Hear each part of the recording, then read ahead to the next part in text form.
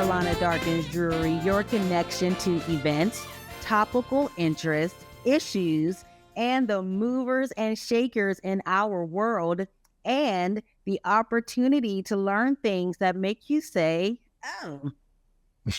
Today, we're diving into the heart of Pittsburgh's cultural scene with Afro Riche, a captivating initiative that celebrates African American heritage through contemporary artistry. This unique project combines community, creativity, and storytelling by transforming a piano into a living piece of art. Here to tell us more about this inspiring project and what it truly means to enjoy life are Scent, the visionary, Mr. Ernest Bay, the godfather, Lauren Yvette, the creative director, and Teresa Monroe, fearless. Everyone, welcome to the Ohh Show. Welcome. Hey, we're here. So let's dive right in. Can you start by telling us about Afro Riche, how it got its name, and what inspired the concept and the transformation of a piano? Well, it came actually in a dream. I was dreaming one night, and don't ask me how, but I'm dreaming about the storming of the Bastille in the French Revolution. And I hear windows crashing and all this chaos. And out of that, I was thinking, why am I thinking of this 15th century?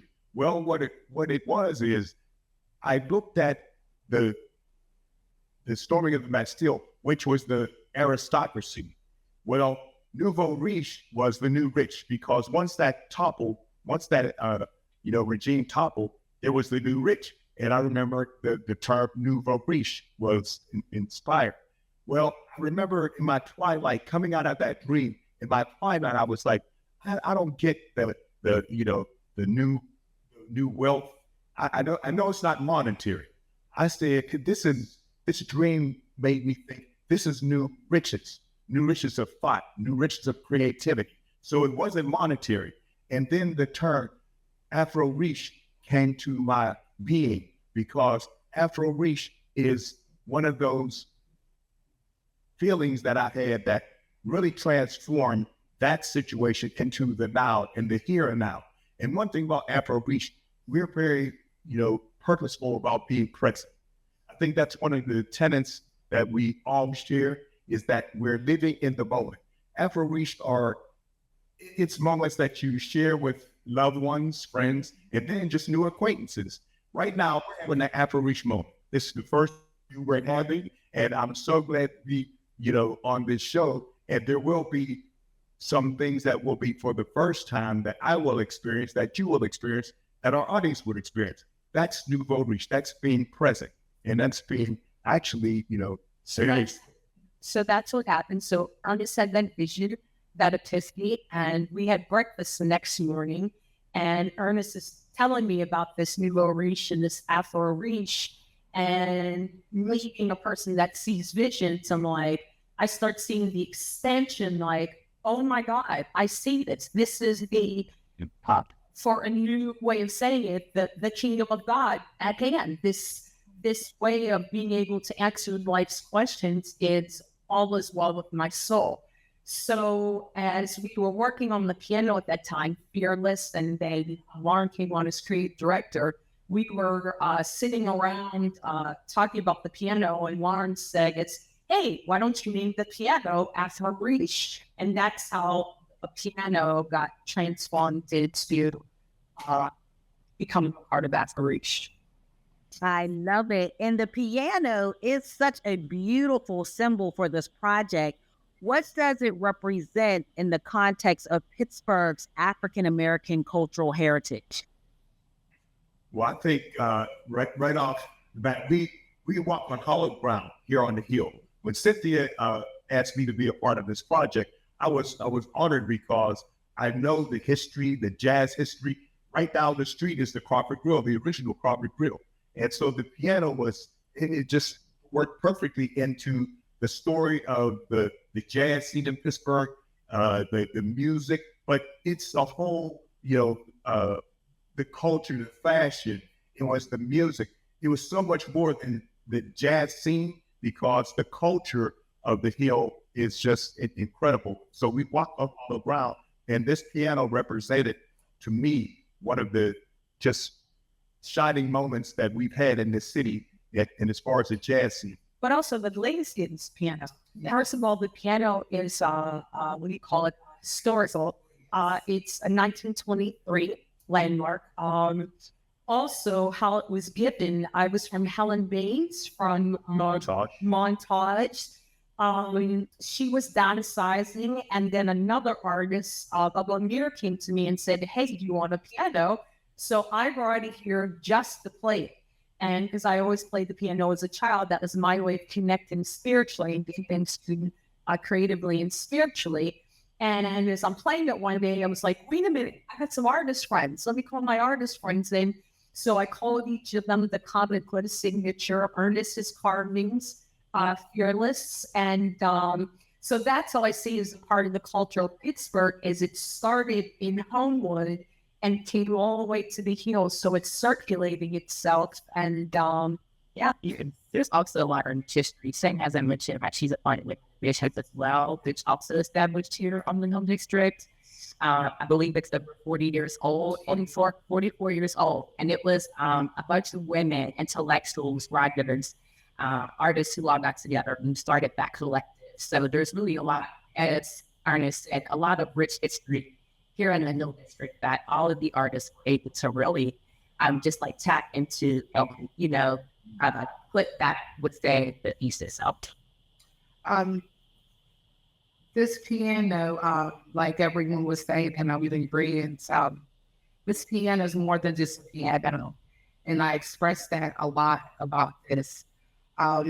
This piano is alive. I say that because I really feel that. Not this. I'm sorry. I'm so used to the piano being here. I really felt the piano really living here. But this is the baby. Like Afro Riche, it was a beautiful experience because there was somebody like said, Ernest always, that there was lessons.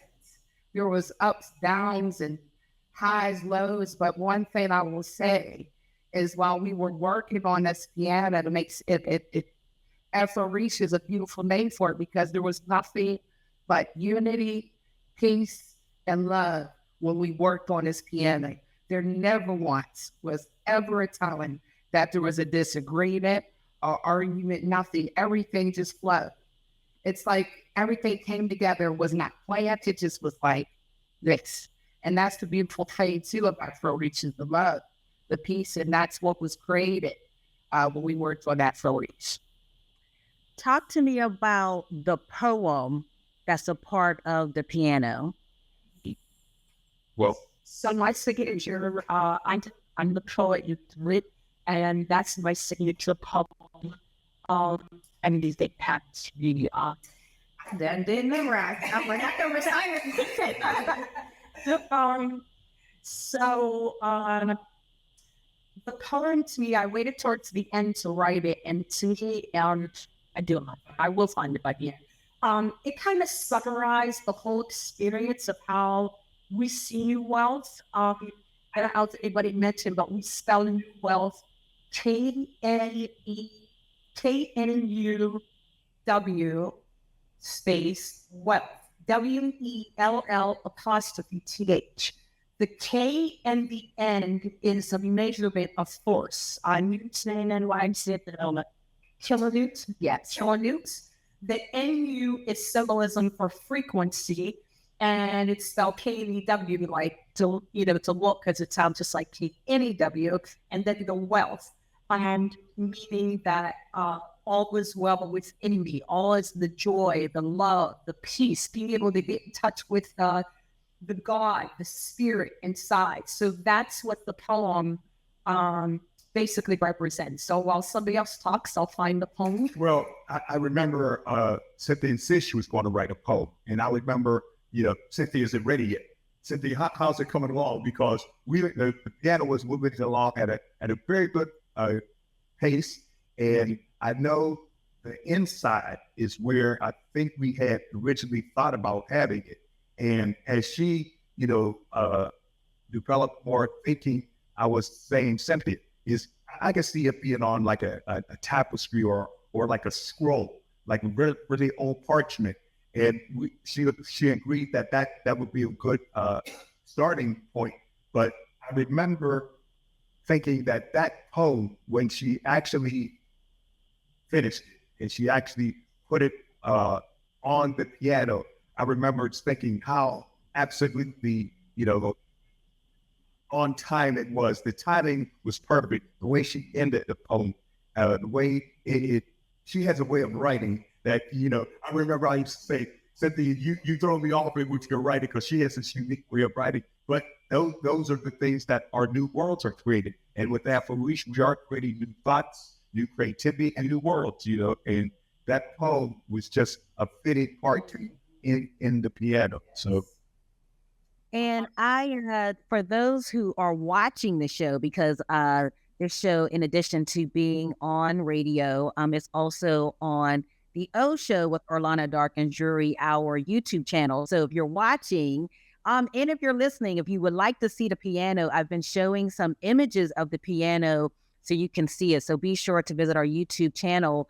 You mentioned that the piano you're sitting around right now is not the Afro Riche piano, and that's because the Afro Riche piano is really like on tour. Yeah, right? Yeah, it's in as we speak, and I know we had thoughts of literally going on tour, but this is one of the measurements of Cynthia's vision. Because I had no idea. Matter of fact, it was Cynthia who told me about Art Basel. I didn't know that this huge event was going on, and I've been in the arts forever. But she was saying how, this is a great part of, the goal. Wasn't Art Basel, but I remember she used to say it, and I used to be like, well, yeah, if it happens, but who knew? I had no idea when I started this that it would end up in Miami. Yeah.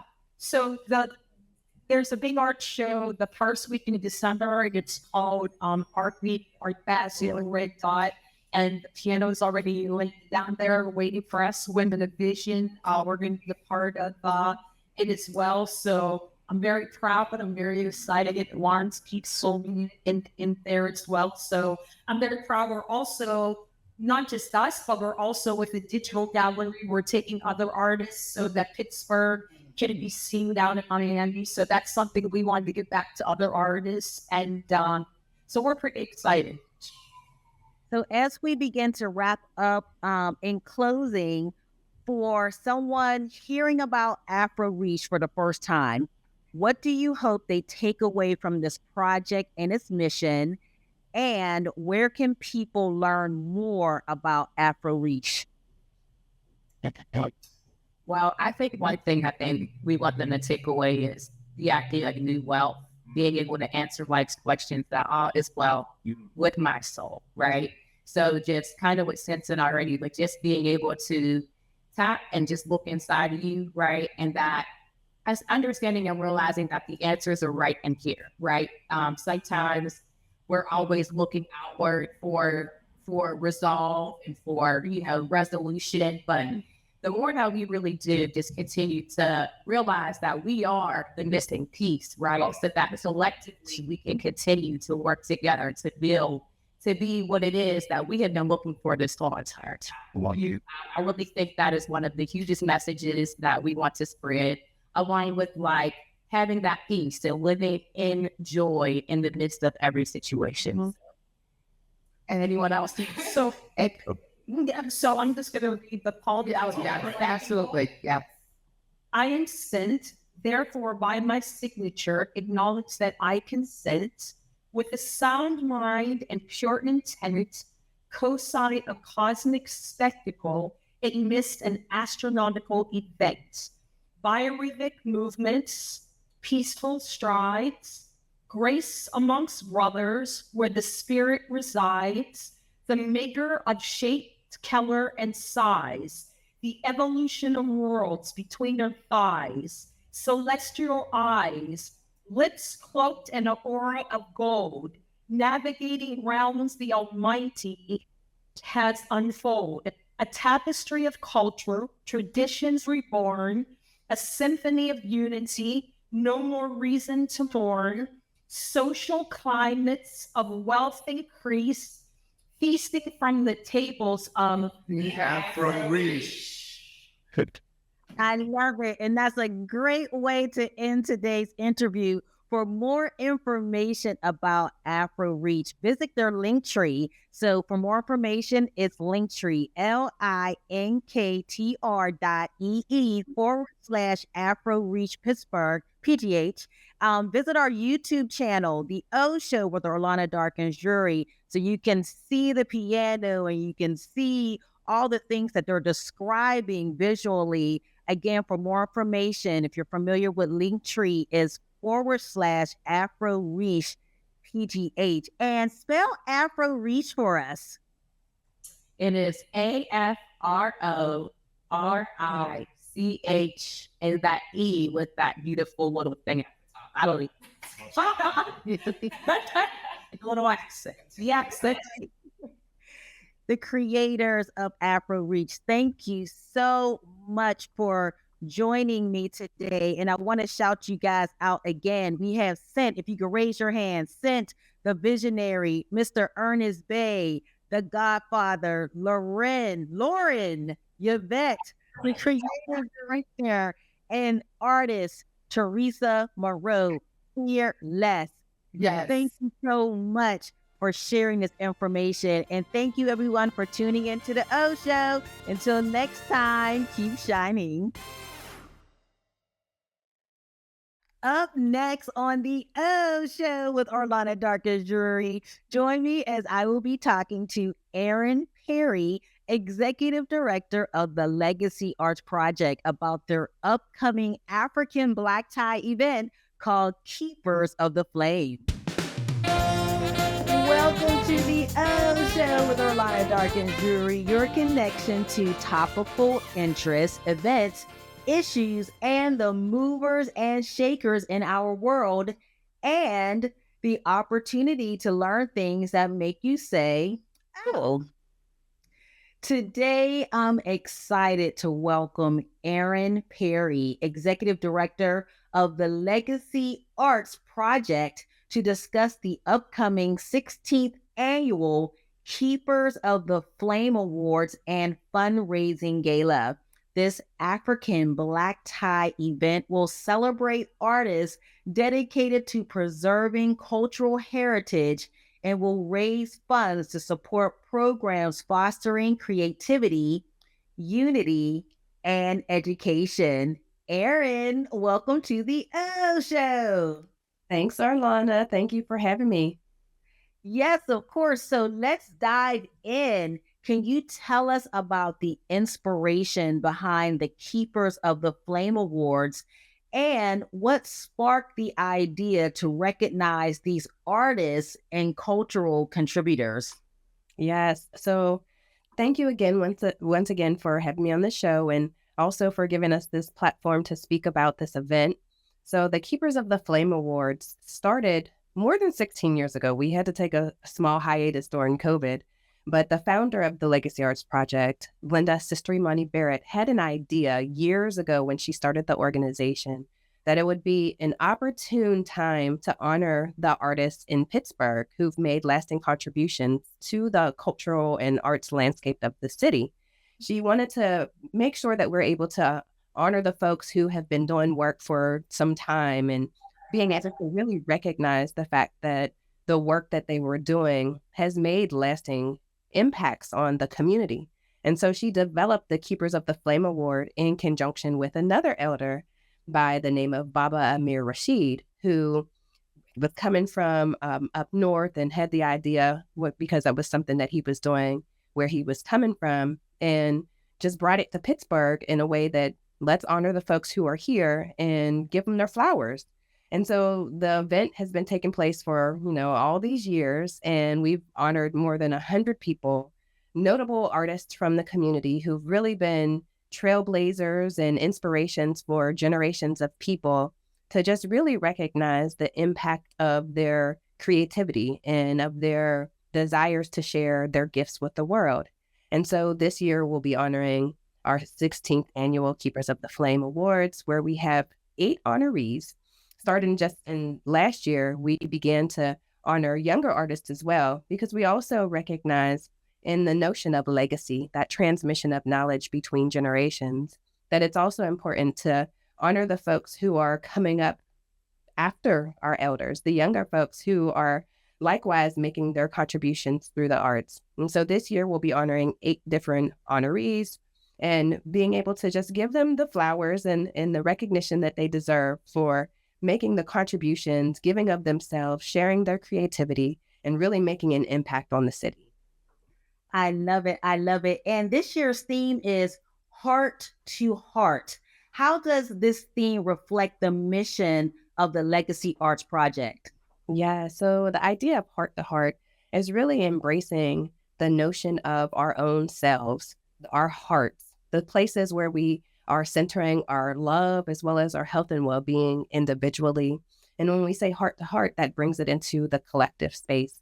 How are we able to really share in that nurturing process with ourselves in the presence of each other? Being able to honor the needs of our community for health and well-being, for tending to the things that we need in order to show ourselves care, individually as well as collectively. And that is a part of the mission of the work that we do, because we like to center our health and well-being through the exploration of Africana arts. And so we've been able to do that for the past 20 years.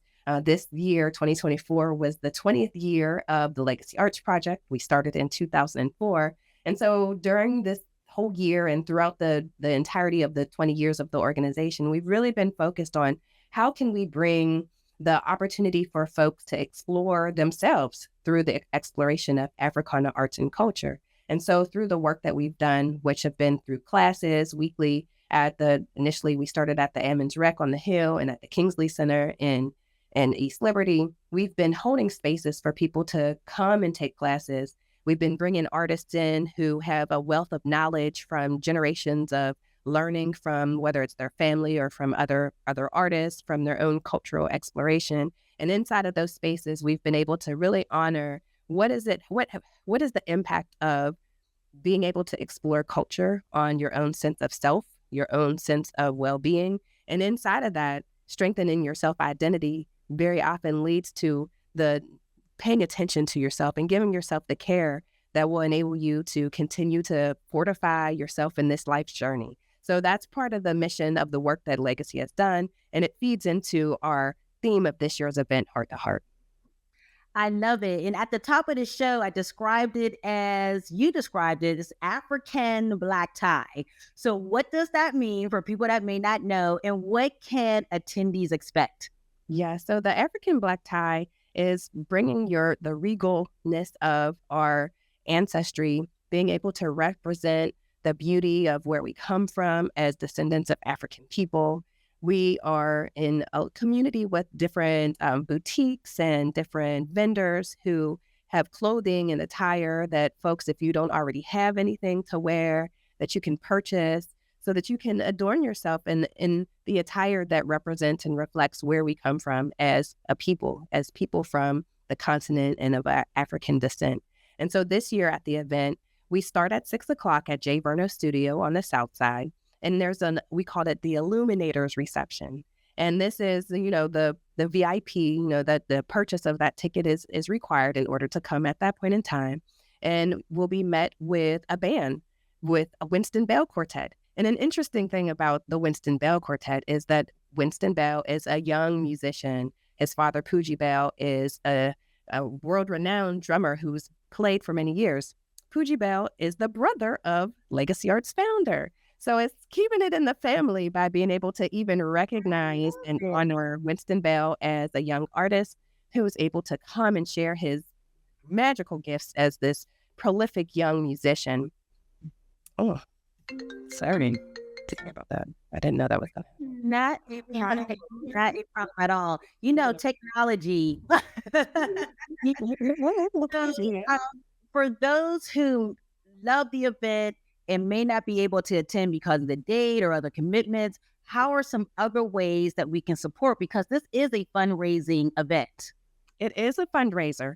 And so we will be participating on the Giving Tuesday, which is December 3rd. There is a site called Give Big Pittsburgh where donations are able to be made to support a number of organizations, nonprofit organizations throughout the city. And we are registered on that site. So we are definitely open and receptive of donations that will support our programming. And as I mentioned, we've been 20 years deep in programming, and not only in community programming where we're having intergenerational spaces for classes for all ages, but we also have youth programming. Designated youth programming. Right now, we have a Saturday Institute. Tomorrow, we'll be there at Legacy, which is located in Homewood from 10 a.m. to 2:30. We're working with about 25 young people between the ages of 5 and 13 who come for those 4.5 hours every Saturday and have classes in drumming, dancing, visual arts, and theater. And then we also have a youth artist apprenticeship where we're working with teenagers between the ages of 14 and 19 who are doing work around their own development as artists and as teaching artists. And so our programming spans the school year into the summer, where we have a very robust summer arts program. This year, we just finished our 10th year, and we have space for about 50 young people who come. Our spaces fill up quickly, so as soon as the new year hits, people are calling to register their youth. And then we've partnered with Partner for Work for the past 9 years. So we have a youth employment experience for teens. And so the support that we're able to garner through our event, our fundraising gala, as well as the donations through Give Big Pittsburgh, help to support our programming year long. Not only do we do this event annually, Keepers of the Flame, come summertime, we'll host our annual Dance Africa. And so that event we just celebrated our 12th year of Dance Africa. And I'm thinking also of our wellness conference, which will be our 6th year. So we have a very full year-long schedule of programming and activities that we do to engage the community and the enrichment that Africana arts brings. And so we're always excited where people are able to just take part in the work that we do, to engage in their own exploration. We like to just open the space so folks can feel free to enjoy themselves, to be free in their bodies in our movement classes, free in themselves in our music classes, and to really just see what it feels like to be free, and that's what we are really seeking to use the arts for, is this platform for our own health and well-being, but also to recognize the birthright for our own liberation. And so arts gives us that tool and that vehicle. So we are open for the support that we are able to receive from the community. Give Big Pittsburgh and Giving Tuesday is coming up December 3rd. Our Keepers of the Flame is December 7th at the J. Verno Studios. So there are lots of opportunities for folks to really engage with our organization and participate in classes, as well as participate in the support of being able to continue offering services throughout the community for all ages.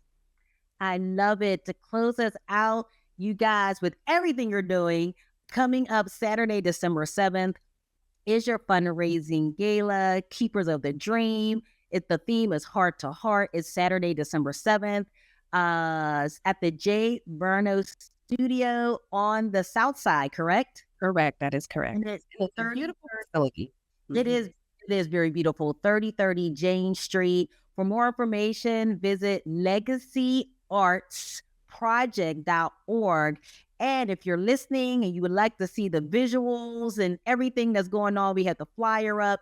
You can visit our YouTube channel, The Ohh Show with Orlana Darkins Jury. Erin Perry, Executive Director for the Legacy Arts Project. Thank you so much for sharing with me today. And thank you so much, Orlana, for having me. And thank you all for tuning into The Ohh Show. This is Orlana Darkins Jury. Until next time, keep shining.